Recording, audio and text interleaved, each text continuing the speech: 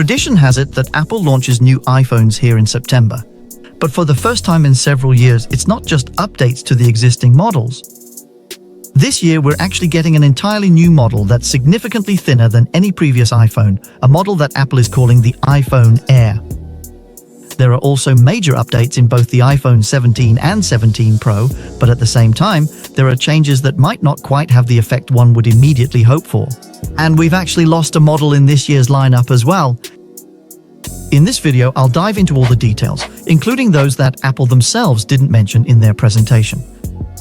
I'll also be doing a real hands-on test later, but since I'm unfortunately not one of the lucky ones that Apple sends review units to, I can only get my hands on the phones when they hit stores on September 19th.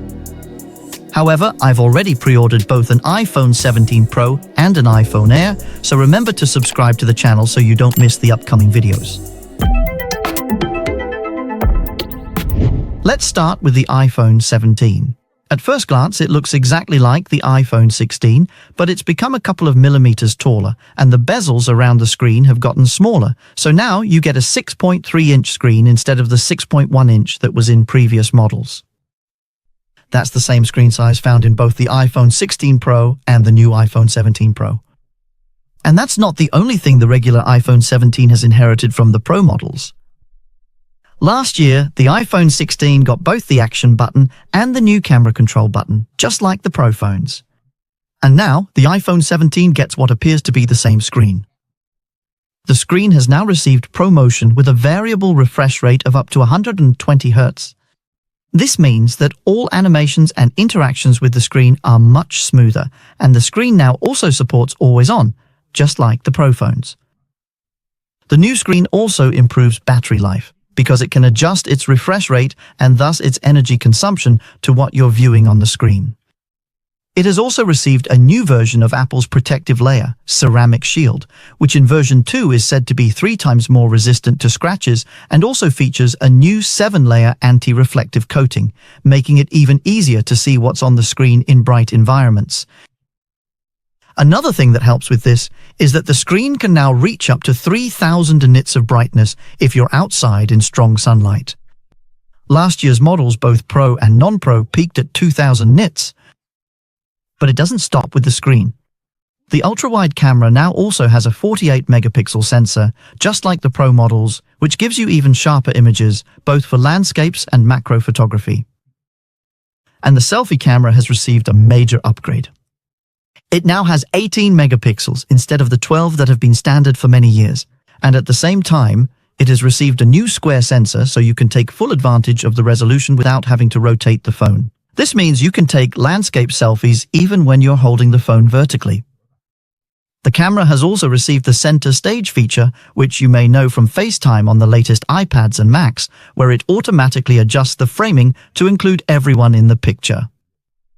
It has also received much better stabilization, similar to action mode in the regular camera, and now you can record video with both the front and rear cameras at the same time in the standard camera app. So you can record what's happening in front of you while also capturing your own reaction. Actually, you could do this on last year's phones as well through third-party apps. But now it's part of the built-in camera app. And in Apple's implementation, the image from the selfie camera is shown as a small rectangle on top of the image from the rear camera. A bit like in FaceTime. So you get both videos in the same recording. If you want 2 separate recordings though, you'll still need to use a third-party app. Of course, the iPhone 17 also has the latest processor. This year it's called the A19, and the graphics processor in particular has gotten an upgrade. It's now 20% faster than the one in the iPhone 16 and 80% faster than the one in the iPhone 15. And the new chip can also use the graphics processor to help accelerate certain AI and machine learning functions, so they perform better on the new phone. The new processor is also more energy efficient, and together with the new display and a completely new Apple-designed network chip they call N1 that uses less power, the iPhone 17 gets better battery life than its predecessor. For example, you can now play video for up to 30 hours on the iPhone 17, whereas the 16 could only manage 22 hours. And if you do run out of power, the new phone can charge up to 50% battery in just 20 minutes, which is over 30% faster than the iPhone 16. The new Apple-designed N1 chip supports both Wi-Fi 7, Bluetooth 6, and Threads, so with it, you get the latest wireless standards in your phone. On the other hand, the USB-C connection is still the more than 20-year-old USB 2 standard, which can only transfer up to 48 megabytes per second. Funny enough, Apple didn't mention anything about that. In practice, this means that if you want to transfer files from your phone to, for example, a computer, it's actually better to use AirDrop. But you just can't do that if you have a PC. So if it's, for example, large video files, it can end up taking quite a while. By comparison, the Pro phones have USB 3 support, which can transfer up to 1 gigabyte per second. The price of the iPhone 17 starts at €949, but the phone now comes with 256 gigabytes of storage as standard. That's twice as much as last year's model. On the other hand, you can no longer get it with a larger screen. The Plus model with a 6.7-inch screen has been discontinued and is being replaced by the new iPhone Air. But before I tell you more about that, let's take a look at what's new in this year's Pro phones. Unlike the regular 17, the iPhone 17 Pro has received a completely new design, where a large part of the phone's body is made from a single piece of aluminium. This should make it much more durable, and at the same time, the glass area on the back is now also much smaller, because the raised camera area now spans the entire width of the phone and is part of the same aluminium body. The advantage of aluminium is that it conducts heat 20 times better than the titanium used in the iPhone 15 Pro and 16 Pro. And in the new phone, Apple has combined this with a so-called vapor chamber, which is a compact form of heatsink, so the phone can quickly dissipate heat from the processor and out into the rest of the chassis. According to Apple, this allows the iPhone 17 Pro to perform better for longer periods, because the phone doesn't have to throttle its performance due to heat. Apple itself states that this should give the new A19 Pro processor in the phone up to 40% better performance under continuous load compared to the iPhone 16 Pro. In practice, this means that when you're playing games, recording video, or doing other things that put a strain on the phone's processor, the iPhone 17 Pro can maintain its high performance for a longer period of time. Now, you might be led to believe that switching from titanium to aluminium has also made the phone lighter. At least many of us have been hoping for that, because I think the Pro phones have become a bit heavy, but unfortunately that's not the case. The iPhone 17 Pro is actually 7 grams heavier than the iPhone 16 Pro, and the 17 Pro Max is also a bit heavier than its predecessor. 7 grams may not sound like much, but it's a bit of a shame that the weight savings we got when Apple switched to titanium 2 years ago are now completely gone.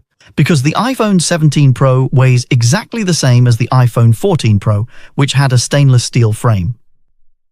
Fortunately, it looks like we're getting something back in return in the form of better performance and better battery life, because according to Apple, the 17 Pro models have the largest batteries to date. The iPhone 17 Pro is also rated to play video for up to 32 hours. That's 5 hours longer than the 16 Pro, and just like the iPhone 17, it can charge 50% of the battery in only 20 minutes. The glass on the back of the iPhone 17 Pro doesn't just cover a smaller area. It's also been replaced by ceramic shield, making it 4 times more resistant than before. And on the front, the 17 Pro has the same ceramic shield too as the 17, offering better protection against scratches and improved anti-reflective coating. And just like on the 17, the screen can deliver up to 3,000 nits in bright sunlight. One of the things Apple always upgrades in the Pro phones are the cameras. The 17 Pro, of course, has the new selfie camera, which is also in the iPhone 17, but both the main camera and the ultrawide appear to be the same as last year. Both have a 48-megapixel sensor, but now the telephoto lens has also received a brand new 48-megapixel sensor like the others, so finally all the cameras have the same resolution. Last year, the iPhone 16 Pro got a 5x optical zoom lens with a 12-megapixel sensor, and that initially sounded pretty cool, but unfortunately, it also meant that if you wanted to zoom less than 5x, the phone had to use the main camera and crop the image digitally. That works fine when you only zoom in 2 times, because the sensor has 48 megapixels to work with, but if you start zooming in further, the quality drops. This year, Apple has therefore replaced the telephoto lens with a new model with 4 times optical zoom, which is a much better compromise because the primary camera then doesn't have to cover such a large zoom range. The new sensor is also a whopping 56% larger than its predecessor, and combined with the 48 megapixels, this allows Apple to do the same trick as with the primary camera, using the extra pixels to zoom in even further. That's why the iPhone 17 Pro can deliver up to 8x zoom in what Apple calls optical quality. It's still a digital crop, but the extra pixels make it work, just like on the main camera. In practice, this means that with the new phone, you get the equivalent of no less than 8 different lenses, from macro all the way up to 200 millimeters. I'm really looking forward to trying that out. Something I, on the other hand, won't be trying are the new video features, which have become so pro that they're mainly aimed at people from Hollywood and other filmmakers. The iPhone 17 Pro can now record in a format called ProRes RAW, which is an ultra-high-quality video format primarily used in the film industry. And now the phone also supports Genlock. That's a technique used to link multiple cameras together with precision down to a single frame. It requires extra hardware and is probably not something most of us will ever use. So I'm starting to wonder when Apple will have made the Pro phone so pro that even us nerds might as well just buy the regular models. Because at first glance, the iPhone 17 has now gotten almost everything that was previously reserved for the Pro models, except for the extra telephoto lens and USB 3. So if you can do without those, you can save €350. Because the cheapest 17 Pro now costs €1,299, and it comes with the same 256 gigabytes of storage as the 17. The large model, the 17 Pro Max, starts at $1,449. On the other hand, as something new, it can now be upgraded all the way up to 2 terabytes of storage, but then the price also rises to a whopping €2,449. The brand new phone, the iPhone Air, also comes with 256 gigabytes as standard. But this phone goes in the opposite direction of the 17 and removes a lot of features, quite simply to be as thin as possible. With a thickness of only 5.6 millimeters, it's the thinnest iPhone Apple have ever made, and it really does look pretty wild. It has the same display as the other models, with ProMotion and up to 3000 nits of brightness. But the screen on the iPhone Air is 6.5 inches. So right between the iPhone 17 and the iPhone 17 Pro Max. Just like on the other phones, the screen is protected by Ceramic Shield 2, and just like on the iPhone 17 Pro, the back is now also made of Ceramic Shield. The frame is made of titanium, and according to Apple, all these things combined make this the most durable iPhone ever. I'm sure there will be YouTubers who put that to the test. To achieve the thin design, the iPhone Air features both Apple's new N1 network chip and their own modem chip, the C1X, which is faster and more energy efficient than what they've used before. The brain of the phone is a variant of the A19 Pro, though with one less GPU core than in the Pro models. The phone also doesn't have a vapor chamber like the Pro models, so the question is whether, in practice, it delivers noticeably lower performance than those, even though it has the Pro chip and not the regular A19 built in.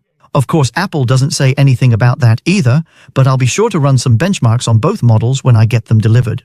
It's pretty clear that the iPhone Air prioritizes design and form over performance and functionality. The phone only has one camera, the same as the main camera in the other phones, so no ultra-wide macro photography or 3D photos with this phone. Another thing it only has one of is speakers. Interestingly, Apple didn't mention that either, but it means you won't get stereo sound if you use the phone's built-in speaker to, for example, watch a movie or play a game. Maybe not a huge problem in practice, but now you know.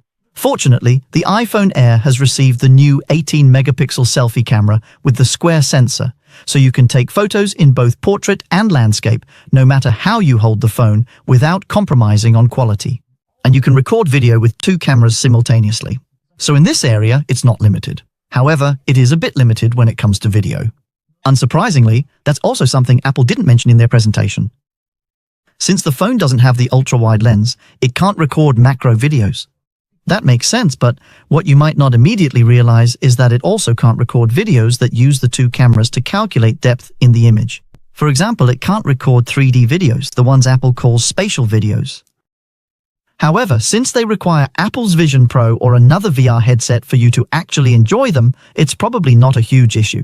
But if you're a fan of what Apple calls cinematic mode, where you can record videos with shallow depth of field, well, that's also not available on the iPhone Air because it requires an extra camera. Maybe you don't care, but again, at least now you're informed. Fortunately, it looks like the camera still has portrait mode, where you can take photos with shallow depth of field, because Apple now uses AI to create the effect. Whether it works as well as on the Pro phones, which also have a LiDAR sensor, well, that's something I'll have to test when I get it. But all in all, the iPhone Air seems to be a phone for those who care more about design and minimalism than specifications and performance, and who maybe also aren't spending all day scrolling on TikTok.